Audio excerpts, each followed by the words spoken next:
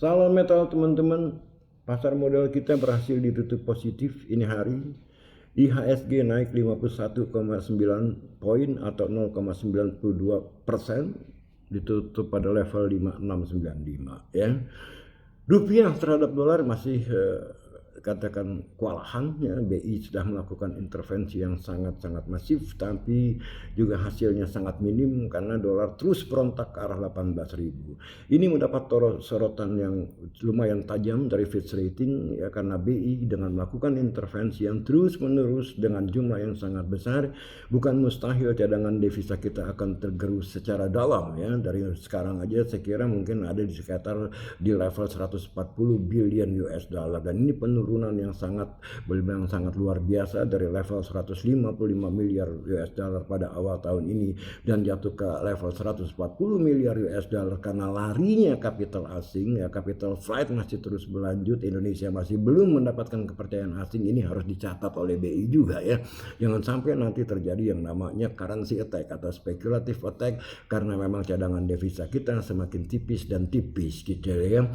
Dua kabar buruk yang Anda harus pahami juga kalau Anda investor di pasar modal. Pertama adalah jatuhnya Purchasing Manager Index kita PMI dari level 50 ke level 46,9. Ini kejatuhan yang sangat tajam loh ya, 3,1 poin dari 50 ke 4,69, dan di level 4,69 artinya manufacturing sektor kita mengalami kontraksi yang sangat dalam, yang cukup dalam ya. Yang saya khawatirkan adalah manufacturing adalah sektor yang mempekerjakan karyawan-karyawan di sektor formal ini kalau sampai jatuh seperti itu memberikan sinyal bahwa badai PHK di depan mata ya di semester kedua nanti ya. Ini sangat mengkhawatirkan. Teman-teman harus paham itu ya. Belum saatnya Anda masuk ke pasar modal kita walaupun memang indeks harga saham gabungan kita masih berada di bawah level 5.700, 5.695. Ya, level ini belum tentu murah ya kalau memang ternyata masih banyak berita negatif yang akan muncul di kemudian hari. Seperti tadi saya katakan ya, PMI jatuh 3,1 poin dari level 50 ke 46,9. Ini menandakan kontraksi di sektor yang memberikan value added ke dalam ekonomi kita, yaitu sektor manufacturing, sektor yang juga banyak mempekerjakan buruh di dalamnya ya, karena sektor manufacturing itu labor intensif ya. Ini bisa badai PHK bisa terjadi di semester kedua. Tentu penerimaan negara akan berkurang sementara katakanlah pengeluarannya masih sangat masif. Oleh karena itu saya khawatir juga APBN kita tidak bisa dipertahankan defisitnya di bawah 3%, kemungkinan jauh melampaui 3%. Ini terbukti dari bukunya beberapa perusahaan yang mana pemerintah masih punya utang. Misalnya adalah PLN. PLN itu setahu saya masih punya tagihan kepada pemerintah sekitar 110 triliun. Belum lagi Pertamina ya, masih punya tagihan sekitar 4,5 miliar US dollar antara 70, 75, 80 triliun ya. Ini tentu satu saat akan ditagih oleh dua perusahaan ini yang akan menyebabkan defisit kita akan membengkak lebih dari 3% loh. Karena apa? Kalau sampai terjadi gelombang PHK, itu penerimaan negara pasti susut ya kan, sementara spendingnya masih sangat dahsyat. Nah, itu oleh karena itulah kita pahami bahwa Purbaya ke Cina sana kemarin itu untuk mengeluarkan panda bom, tapi tidak direspon positif oleh investor-investor Cina, dan responnya adalah kita akan mereview ya selama 1 tahun ya ekonomi Anda, apakah APBN Anda memang sehat-sehat saja ya. Sementara itu di dalam negeri kita tahu mencari dana tidak lagi gampang ya kepada pemerintah ya. Lelang SBN semakin sepi peminatnya, dan yang ramai ditubruk oleh para investor adalah SRBI ya, sertifikat rupiah Bank Indonesia. Ini yieldnya yang 1 tahun sudah meledak sampai ke 7,79%, 7,8%, sedangkan yield daripada SBN itu cuma 7,14, 7,19% ya yang 1 tahun ya. Saya khawatir akan terjadi eksodus daripada SBN ke SRBI sehingga menyebabkan yield daripada SBN itu bisa lari ke 8%, dan ini akan akan membuat pemerintah semakin kesulitan mencari dana ya kalau yieldnya tinggi itu ya. Intinya adalah teman-teman, tidak ada kabar yang baik untuk masuk ke pasar modal kita saat ini, walaupun indeks terasa memang sudah jauh berada di bawah peaknya di atas 9.000, sekarang sudah berada di bawah 5.700. Tapi saya masih belum yakin this is the right time to step in ya untuk masuk ke pasar modal kita, karena tekanan ke depan masih sangat dahsyat ya. Juga tadi Fitch Rating menyoroti adanya PTDSI yang sampai akhir tahun ini kabarnya cuma bertindak sebagai oversight body, cuma mengawasi lalu lintas ekspor kita keluar sana, apakah terjadi misinvoicing atau under invoicing yang merugikan negara. Tapi setelah akhir tahun ini, mulai 2027 nanti PTDSI akan bertindak sebagai badan, bukan lagi sebagai badan oversight, tapi sebagai perusahaan yang akan melakukan ekspor kepada importer dari luar sana ya. Artinya apa?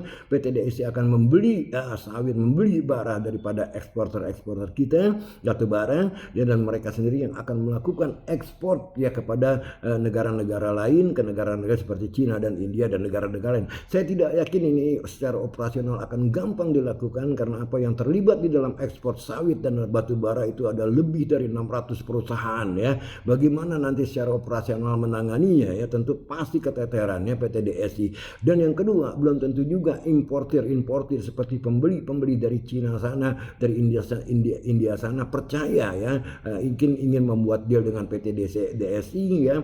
Seandainya mereka berpikir ya, saya deal dengan BUMN yang belum tentu saya bisa deliver gitu ya. Artinya kredibilitasnya masih di dalam masih dipertanyakan ya, still a big question mark gitu ya. All in all teman-teman, secara singkat aja dalam market watch ini saya cuma mau berpesan, karena tadi ada 2 poin yang perlu diperhatikan, yaitu turunnya PMI kita dari level 50 ke 46,9. Anda harus hati-hati bahwa bukan mustahil bahwa ini sinyal akan terjadi badai PHK di semester kedua. Itu satu ya. Jadi belum the right time untuk Anda masuk ke pasar modal kita ya. Yang kedua yaitu tadi trade surplus kita selama 72 bulan berturut-turut ya, 6 tahun terakhir, tiba-tiba bulan kemarin negatif menjadi defisit. Ini 2 poin yang Anda perlu perhatikan impactnya nanti terhadap pasar modal kita lewat ekonomi kita ya. Jadi saya rasa belum saatnya Anda masuk ke pasar modal kita. Dan kita lihat juga bahwa tekanan terhadap rupiah masih sangat very strong. Di samping adanya faktor eksternal, juga ada faktor eksternal yaitu indeks dolar sendiri across the board mengalami penguatan. Karena apa? Karena dolar ini, the Fed masih dianggap oleh beberapa banyak investor besar bahwa mereka akan hawkish menghadapi inflasi yang tinggi 4,1% di Amerika, dan Bank of America sudah menyatakan bahwa the Fed akan menaikkan 3 kali suku bunga sepanjang tahun ini, dan belum tentu menurunkannya sampai tahun 2028 ya teman-teman ya.